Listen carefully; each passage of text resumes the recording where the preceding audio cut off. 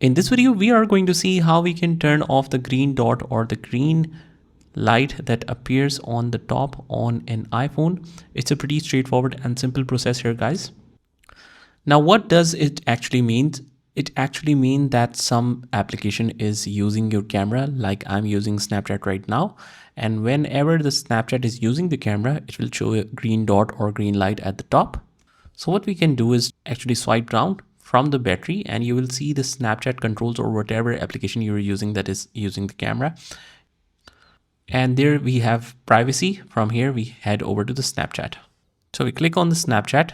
So once we are able to identify what's using the camera, we can either find the application here. So what we need to do is just exit out of the application and actually close it. And from here, we head over to the settings.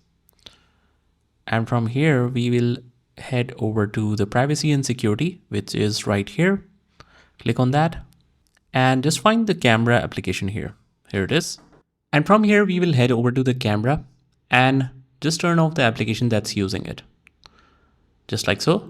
And after that, you can access that application and it will no longer be using camera. So the green dot will not appear here. So that's about it. I hope you found this video helpful, and if you did, hit the like button and subscribe to our channel, and I will see you in the next one.